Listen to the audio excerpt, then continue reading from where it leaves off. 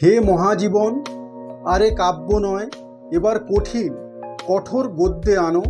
পদ লালিত্য ঝঙ্কার মুছে যাক, গদ্যের কড়া হাতুড়িকে আজ হানো। প্রয়োজন নেই কবিতার স্নিগ্ধতা, কবিতা তোমায় দিলাম আজকে ছুটি। ক্ষুধার রাজ্যে পৃথিবী গদ্যময়, পূর্ণিমার চাঁদ যেন ঝলসানো রুটি। হ্যাঁ, ঠিকই শুনেছেন। কবি সুকান্ত ভট্টাচার্যের লেখা কবিতার আদতে এই প্যান্ডেলটা। তো এটা হচ্ছে তেলেঙ্গা বাগান। তো গতকাল আমরা এখানে গিয়েছিলাম, সত্যি অসাধারণ। একদিকে যেমন মানে বড় বড় মানুষরা রাজসিকভাবে তাদের খাওয়া দাওয়া, আর দেখুন লেখাই আছে পৃথিবী গদ্যময়, মানে সুকান্ত ভট্টাচার্যের সত্যি লেখাটা। আর এদিকে দেখুন মানে গ্রিল হচ্ছে, মানে চিকেন মাটন যেমন গ্রিল হয় বড় লোকদের রাজসিক যেমন খাবার দাবার, সেইভাবে গ্রিল হচ্ছে।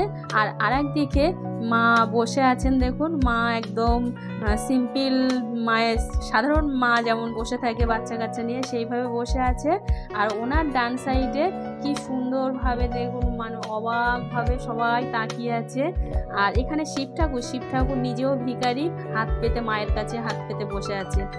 আর মায়ের ডান সাইডে বেশ সিঁড়ির ধাপ ধাপ করে মানুষগুলো দেওয়া আছে। মানুষগুলো না ক্ষুধার্ত, মানে একদম তাদের খাওয়া হয় না, তাকিয়ে আছে সে খাবারের দিকে। ঝলসানো রুটি, আগেই তো বলে দিয়েছে সুকান্ত ভট্টাচার্যের লেখা যে পূর্ণিমার চাঁদ যেন ঝলসানো রুটি।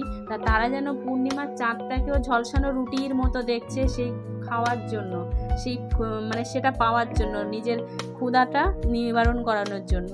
তো সেইটাই এখানে তুলে ধরেছে তেলেঙ্গা বাগান।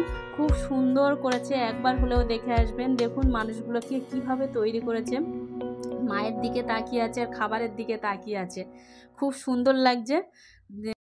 তো দেখুন কি অন্ন বস্ত্রহীন মানুষগুলো তো মায়ের দিকে তাকিয়ে আছে, আর মায়ের রূপটাও ঠিক করেছে দরিদ্র এক পরিবারের মায়ের, মা যেমন হয় সব বাচ্চা নিয়ে বসে আছে। তো একবার হলেও আপনারা দেখে আসবেন। আর আমার এই চ্যানেলটা আপনাদের ভালো লাগলে একটা লাইক ও সাবস্ক্রাইব করবেন, আর দেখে কেমন লাগলো সেটা আপনারা